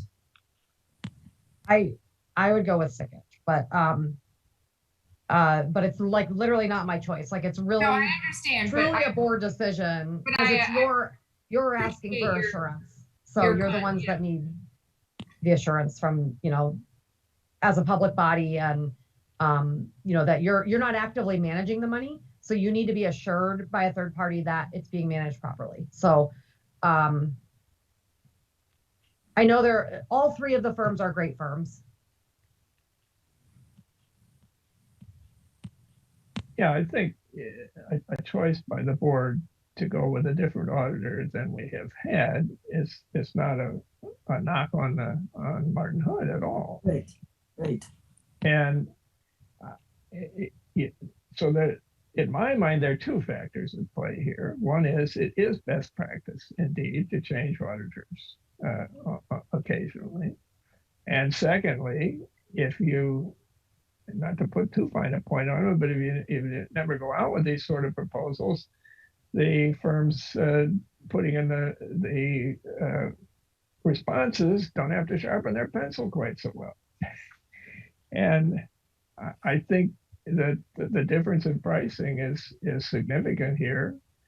And well, my sentiment is to go with Sikich, frankly. And I don't know what we would learn in another month that would change my mind on that. I agree.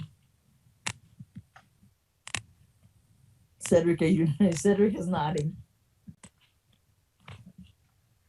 And one of the things that hasn't truly been discussed, all of these firms did put in a quote for what they would charge to integrate the foundation. And that cost an enormous amount of time and effort with the 2 different auditors that were involved there. But it's a significant savings that might make the foundation more amenable to moving a little higher scale on the auditor and getting a little more responsiveness. I mean, we got things backed up pretty badly this past year, waiting for the audit from the foundation. Yeah, but that was the problem with the foundation, not the problem with the auditors, I recall. Okay. Wasn't there shortage of money? I mean, wasn't there some problem of getting the information out of the foundation? A little bit. I mean, Yeah. it was just problems all around, but So can you we're, remind us though, was this what the foundation paid for their auditing fees? the foundation paid $4,600 Okay. last year for their audit. Their audit is, they're required to do some level of assurance work, but I don't know that they're required to do a full audit, but their audit's required because it's required to go in our audit. And that happened once they reached a certain level threshold of assets or something. So, I mean, it's really, you know, if they weren't able to pay for it, we'd still have to pay for it. So, you know, it's nice that they're able to, and we do expect that, but, you know, at some level, we're required to put it in our audit either way, whether they can afford it or not. So that kind of needs to be in the big picture of affordability for the park district too. And it came in a little differently for UPF. CLA was the middle quote. Martin Hood was the highest, but Sickich was still the lowest. And I passed all of these along to Jim. Jim's still gathering another quote, I think from Feller and Kuster. And then he's going to convene the finance committee to review the proposals and forward a recommendation onto the foundation at the February meeting for a vote. And then I'm planning on initiating the audit with whoever they select for the UPF audit, like immediately. We'll be ready by beginning of February. So by the end of February, we'll have initiated. I'm reminded that when Katie, it was her first year as business manager, we discussed whether we wanted to go out for a new auditor, but at that time, you know, Katie was in her first year and it made sense to continue on with our current group. The difference now is that we actually have hard proposals before us, and I think if we were a couple months back, maybe we wouldn't have gone out for audit, but now that we have the numbers before us, I think it's pretty compelling, or at least I think that's what I'm hearing from the board.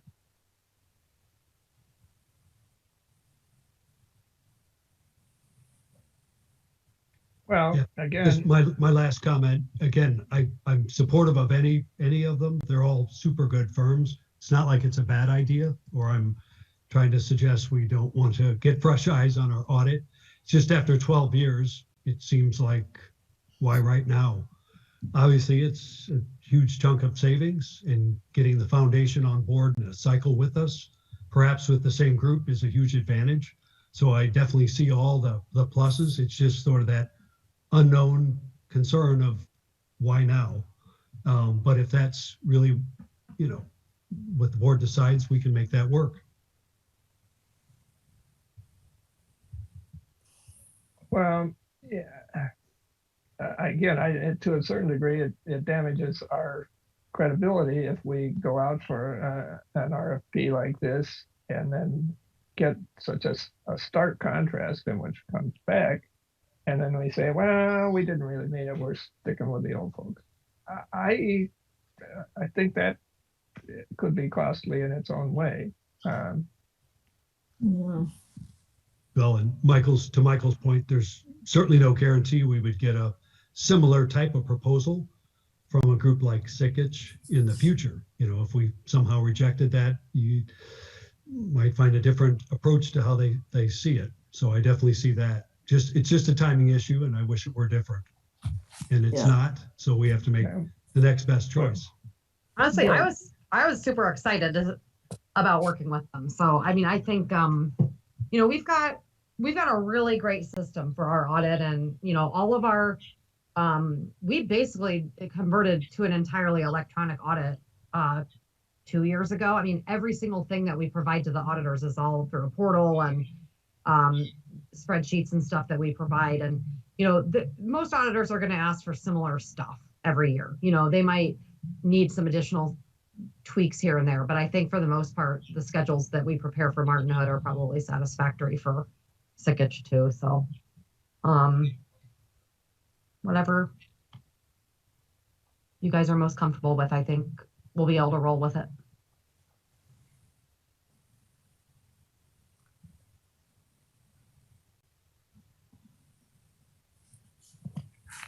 Any further discussion, and is anybody willing to make a motion on this? Or is it the sense of the board that you'd like to delay the decision for a month? I can make the motion, but I think I need Katie to put the full amount back on the screen. Right, because it's like for the full 2022 to 2026.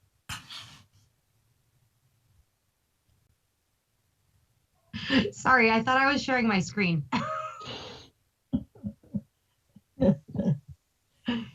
Oh, geez. It's been a long day. Oh no. There you go. Is this what you needed? No. That's just the Foundation. right? Oh, yep. It's been a long day. Been a long day. So then is that foundation, is that like going to be separate, or would that also be added into this? No, you don't need to vote on that piece at all, because we just asked for it as a bid alternate just so we could pass the pricing along.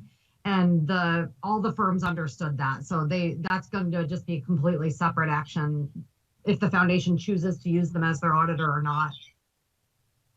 Okay. And it won't affect anything else. All right. Well, then I move to accept the proposal for audit services for fiscal years 2022 to 2026 from Sikich in the amount of $106,200. Second. Okay, that's been moved and seconded. Is there any further discussion on the point? Hearing none, we need a roll call vote, and starting with Cedric. Aye. Roger. Aye. Meredith. Aye. Nancy. Aye. And I Aye. vote in the affirmative as well. So that carries unanimously, and we have selected Sikich for the audit services. That takes us to item B, action to approve health and wellness construction manager at risk services. I think Andy's got that information. Yeah, I can start with some background. We began working with Farnsworth to develop our RFQ for construction manager at risk services upon the completion of our park grant documentation, which was last October. That method of delivery was selected earlier in our process. As the board knows, it's become more prevalent among park and recreation entities across the state for really a variety of factors. And we'll see those benefits that include, better cost evaluation and preparedness, especially during our current supply chain challenges and pricing spikes due to COVID. Allows for better value engineering and the ability to manage complicated grant funding requirements that we'll need assistance with park and DCEO funds. And so at the time of our last board meeting, I think we updated that RFQ was completed. We had 4 submissions. We evaluated those documents, and our staff team shortlisted 3 firms to then move forward for interview. And we completed those interviews in December. Continued our evaluation process, which included reference checks and discussions with Farnsworth. And then after our final scoring, our staff committee selected CORE due to their extensive experience serving as a construction manager at risk. They have quite a bit of experience also working with Farnsworth, over 50 projects. All their references were consistently positive, and they had a history of relevant projects as well with recreational facility spaces, multi-purpose rooms, gyms that were part of school districts or within public and private recreation entities. And so CORE, upon the execution of the agreement, will work as basically a fully integrated member of our project team, which provides for those services that will actually begin during pre-construction work and into construction, and then ultimately final closeout. So we received the draft contract documents. Staff reviewed. We provided them to Matt Deering, who reviewed them and then approved what we have attached tonight to the memo. And then once design services are in the construction document phase, our bid packages begin to become solidified. There's an Exhibit A to the contract that would then be the guaranteed maximum price, which is set for that at-risk portion for the construction manager, or what is called the GMP. And so at that point, we will set the GMP, and then the fees would then be determined. So for pre-construction services, which is really what this agreement is securing us for tonight, that's 1/4% of the GMP. And then the construction services afterwards would then be 3.5% of what's identified based on that GMP. And so the GMP will include the total construction costs, which is really net of owner soft costs. So we wouldn't have our FF&E expenses that would be part of that GMP. Professional services would not be part of that GMP. So we would not be setting those percentages based on what we pay Farnsworth, for example. And so, like I said, we don't have that at this point. That's set further off in the process. And that exhibit will then come back to the board once we have identified and agreed upon a GMP and then reviewed that, what would be Exhibit A to the contract. And so, obviously this is a different method that staff and the board are used to for approving contracts. We don't have a set price at this point.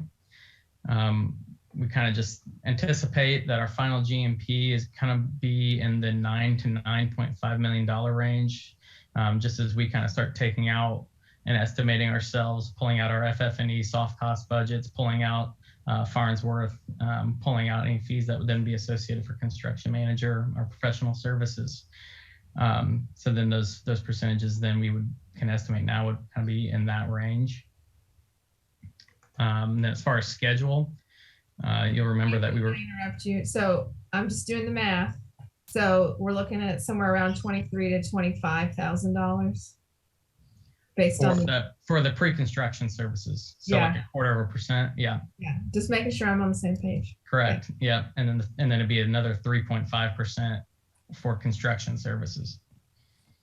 And that agreement is not part of this award tonight. Tonight's really just a pre-construction services contract that would then move us to the construction services and then go into that next exhibit.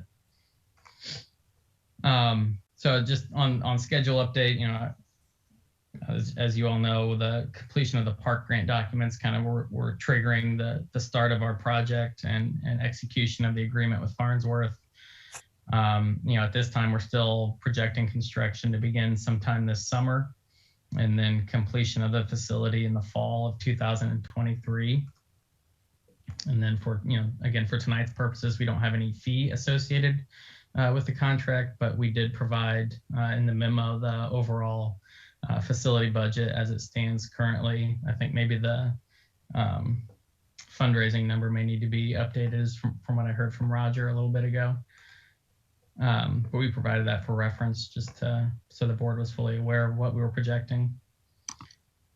And then so tonight we're recommending to award the construction manager at risk to Core. I'm happy to answer any questions. Just one other point, Derek, didn't we have in our preliminary budget 4% for this? So yeah, we're right in the ballpark for what we were preliminary thinking. Correct, Corky. When Farnsworth helped us develop our initial budget, it was based upon 4% of the construction budget. As Andy indicated, that's a little bit over $9 million right now. So we were estimating $366,000 for that. So we're actually a little bit below that with the 3.5% in construction services. And remember, the strong part of the rationale for going this way is the extreme uncertainty in construction bidding right now. That this is a way to not to short circuit that any, but at least you can go through a give and take process. You don't just do up a set of plans and put it out there to 20 potential bidding contractors, and they got to bid high enough, put their bids in high enough that they can cover themselves. This is a sort of a give and take between the construction manager and the design work, talking with the smaller subcontractors, and at that level trying to work out the best thing, even if they got to rejigger the design a little bit. I think the idea gives us a much better circumstance under the current conditions that we see and the uncertainties involved in doing construction.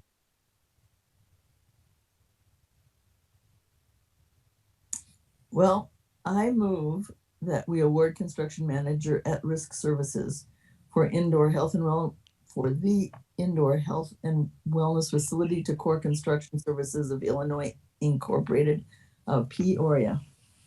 Second. That's been moved and seconded. Is there any further discussion or questions on the point? Hearing none, let's do a roll call vote, starting with Cedric. Aye. Roger. Aye. Meredith. Aye. Nancy. Aye. And I vote in the affirmative as well, and that carries unanimously. So next item is action to award preliminary and construction engineering services for the Broadway Avenue multi-use path and pedestrian bridge project. Andy's got info on the ITAP. Yep, project. I'll start. Thanks, Tim. I'll start with a little bit of background again and move into the details. In August, we received that official letter of award for the ITEP Broadway grant. That included the 10-foot multi-use path connecting our recent ITEP project along Park Street, moving towards the north Broadway multi-use path across the Broadway Park entrance. And then the grant also incorporates a new pedestrian bridge crossing over the Saline. And so based on our community score, which is a combination of the size of our community, our property tax base, poverty level, our project will require actually a 0% local match up to what was the grant awarded costs. And so after award, our staff group began the process for selecting engineering services.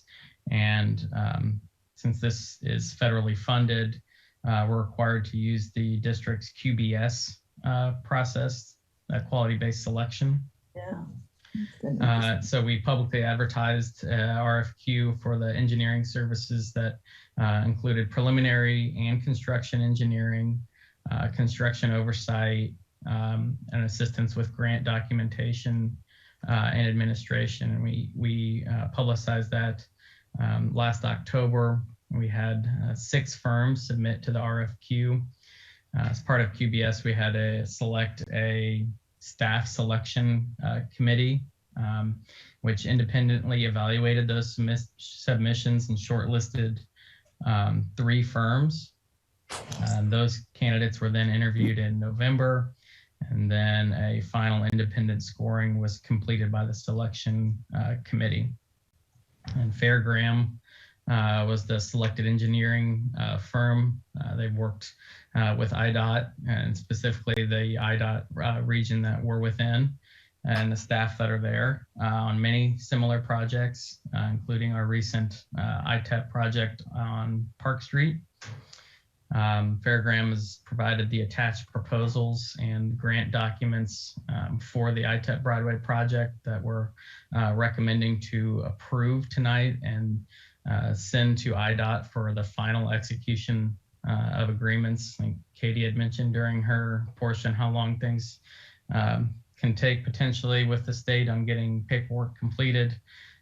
We were notified that pending the board approval tonight, and we send the documents to the state, it may take up to 2 months to get those documents returned to us and finalized. Scheduling wise, the grant requires that all construction is completed within 4 years of the award, which would then be August of 2025. We're anticipating bidding it through IDOT in November of 2022.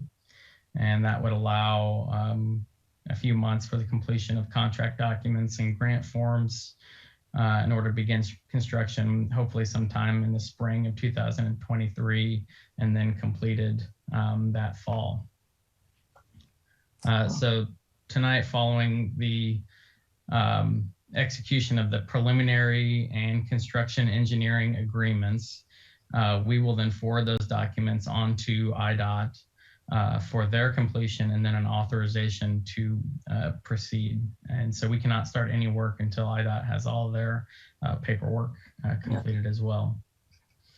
And so, you know, like I mentioned before, the grant was awarded at 0% local agency funding due to the community score. So our grant had preliminary engineering up to 93,130 and construction engineering up to 86,800. Fairgrounds proposals included preliminary services at 91,172 and construction engineering services at 65,855. And since both of those fees fall below the grant allotted funding level, there is no local match required. So our federal aid coordinator through our district's IDOT is checking to see if we need to do a local funding resolution, which is typically required for ITEP grant recipients that would have a 20% match. We had to do it for our last ITEP project. But he's checking to see if we need to do that since we don't technically have any funding that we need to provide for this. So if the resolution is needed, he'll let us know and we'll bring that back to the board to approve as well. But other than that, tonight's recommendation is to approve the preliminary and construction engineering services with Fair Graham, and then we will move forward to sending things on to IDOT. I move we approve and execute the preliminary engineering agreement for $91,172 and construction engineering agreement in the amount of $65,855 for the Illinois Transportation Enhancement Program Broadway Avenue Multi-Use Path and Pedestrian Bridge Project to Fair Graham of Champaign, Illinois. Second. That's been moved and seconded. Is there any further discussion or questions on the point? Seeing no indication of such, roll call vote, starting with Cedric. Aye. Roger. Aye. Meredith. Aye. Nancy. Aye. And I vote in the affirmative as well, and that carries unanimously. So we have got that process started as well. It's a busy evening for these things. Takes us to item D, action to approve resolution 2022-01, entering into an agreement with Sourcewell. Derek's got the background, I think, on this new information. Yep. Yeah. So Sourcewell is a new not a new group. It's actually NJPA, which is a group we've worked with in the past. We worked with NJPA to get the best pricing we could when we purchased shelving and racking from Granger for the Kerr facility. We've also participated in similar programs. U.S. Communities provides competitive purchasing for some playgrounds that we occasionally purchase. There's a smaller cooperative in the collar counties of Chicago that we've used to purchase John Deere equipment. What's happened in recent history is that through the Intergovernmental Cooperation Act, this is an act that allows agencies to cooperatively purchase through these agreements. More and more park districts in Illinois are taking advantage of these programs. It used to be that IPRA would cooperatively bid various park district equipment and supplies. They've now moved to using these cooperative agreements. U.S. Communities in the past, now Sourcewell. And in fact, at state conference this year, Sourcewell is going to be presenting on the program to try to introduce it to more park districts. Currently, over 170 park districts are using these cooperative purchasing acts. And so in our situation, we became aware that it would be a real asset to us for purchasing a brush chipper, which is what Andy's going to provide a recommendation to you all shortly on. But we also learned that Champaign Park District started using these a little over a year ago for their Martin Center and have been able to purchase some equipment at highly discounted rates and with shorter turnaround times. And so our recommendation would be that we approve Resolution 2022-01 to enter into agreement with Sourcewell so we can move forward with using it for the brush chipper this evening and future projects in the future, future purchases in the future. Be happy to answer any questions you might have. Am I correct that, I mean, we're not making a commitment for specific dollars amounts with them or anything of that sort, that this is just, we're voting as a board to utilize them as one potential resource when we are sourcing equipment. Is that right? Right. Mm-hmm. That's right, Michael. And there's no cost to us, we just do it. That's right. Yep. Cost. Yeah. What could be a bit wrong here? It sounds great. It is, yeah. I didn't go into a lot of detail in the memo, but Tim and I spoke with our regional coordinator for the program, and some of the they are a government organization, and some of the overhead and profit they have, they turn around and put back into park districts and in IPRA, and so entirely not for profit, just trying to make it more efficient for park districts to access these sorts of bids in a way that's getting us the most competitive pricing we can and efficient turnaround. I kept expecting it to be about electricity. About an hour. It took me a long time to get it sorted out. Are you ready for a motion?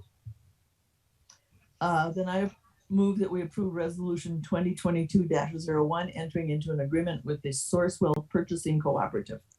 Second. Okay, that's been moved and seconded. Are there any further questions or comments on the point? Hearing none, again, a roll call, starting with Cedric. Aye. Roger. Aye. Meredith. Aye. Nancy. Aye. And I vote in the affirmative as well. So we've joined this cooperative, as so to speak. And moving on then to item E, action to award the purchase of a brush chipper from this outfit or via this outfit. Great timing on the approval of that, because Andy's got a very advantage plus bid coming up here. Yes, so this equipment purchase tonight is for the replacement of our 2012 Vermeer brush chipper. This is part of the 2022 equipment replacement schedule. Our staff operations team met with area Vermeer dealer to review new options and models since the time of our last purchase. And that preferred chipper from the operations staff is then provided as our recommendation tonight, which is the Vermeer BC 1800 XL. As noted in our memo, we were notified that Vermeer had the awarded contract through the Cooperative Purchasing Organization, Sourcewell. And then we learned that purchasing through Sourcewell provided us a 14% discount on the retail price, and also was able to lock in an earlier contract price that is not affected by 2022 supply chain issues or inflationary costs. So we're actually locking in a previous contracted price than what we would get if we had a lengthier bid process.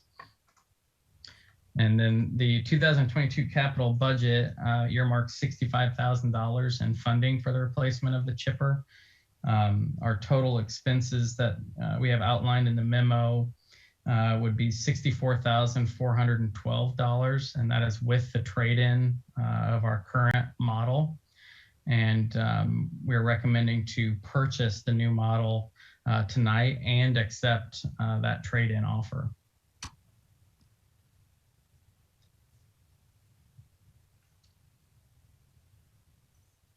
Now, in the recent past, you've been often turning down trade-ins in hopes of doing better on the open market, if you will. It's your judgment that that this trade-in is advantageous for us.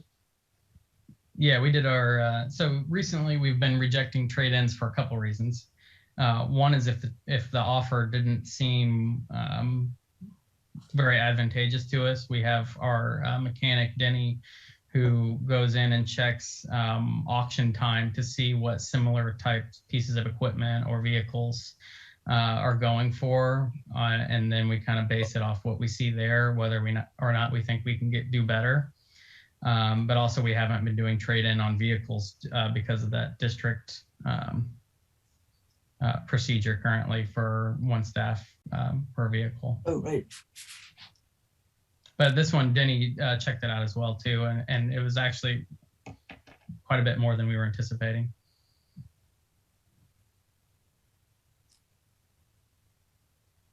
Okay, anybody have further questions on this? Would somebody like to buy a chipper? Yes, I would, but I'm not willing to pay $64,000 for a chipper for my front yard. I move for the purchase of a new brush chipper and trade-in of current model in the amount of $64,412 to Vermeer Midwest of Goodfield, Illinois. Second. Second. That's been moved and seconded and thirded, I think. So is there any further discussion on the point? Let's do a roll call vote, starting with Cedric then. Aye. Roger? Aye. Meredith? Aye. Nancy? Aye. And I vote in the affirmative as well. So we have agreed to that purchase. And we had no new business removed from the consent agenda, so we are down to comments from commissioners. Anybody 51. wanting? It's 51 to 49, Illinois. 10 minutes left, essentially. Thanks. I guess I just have a question or an offer that I don't know when we'll. Katie, I feel bad saying this. When then there will be a new job description posted? Is it already out yet? I'm happy to use what networks that I have to try and recruit talent. So I'm just not. Is it already on the website or okay? Yeah, that'd be wonderful. We'd really appreciate it. What is the closing date? There isn't one. It's open till filled. Okay. I would just like to see that. I actually don't think we can replace Katie. We will hire somebody to take her job, but a replacement is pretty close to impossible, I think. Is this your last board meeting? No. I don't really have a specific timeline other than that I know that I'm going to need to, I'm starting training actually next week with Carol in the afternoons. And then she wants me there 8 to 5, basically, by no later than March. Okay. But I expect to continue to support the new finance manager and just adjust my schedule or, work weekends or evenings or mornings, whatever I need to, just until I'm not, until they're ready to fly, I guess. So, I don't know what my time constraints or anything will be with the new job, but I just, the park district just means so much to me, and I just want to make sure everybody continues to do, I think that the finances mean a lot to the board and to everybody at the park district. And I just want to make sure that whoever takes over cares about it as much as I do. So, and I'll just hopefully continue to help as much as possible. We'll see if you get on the school district's pool committee, would you? I'll still be on that. Yeah. Yep. That is the only silver lining in this, Katie. We've talked about that a little bit. I'll be feeding you. Yeah. Yeah. Yeah. And what was I going to say too? Well, I can't remember. But anyway, I think, I know. I was going to say Kelsey already tried to recruit me to be the treasurer of UPF. So I said, give me a few years, please. Well, it's gonna be hard not seeing you in the office and listening to your reports. Because I get through them so fast because I talk so fast. No, it's not the fast talk, is that you've got it down and we know what to expect. And But I've got a great script to share with the next person. good. Yes. And I mean, I think you've got a whole system of presenting the financial information to us that's the easiest that I can certainly remember. It's just, I mean, it's the information is there, and it's at a depth enough so that we understand what's going on and feel comfortable with what's going on, but it's not getting down to the 6 foot depth. Well, good. So, yeah, it's been remarkably good. But we'll save this for your farewell foray. Yeah. I'm not ready to talk about that either. Yes, I hope that'll be a little while yet. Yes.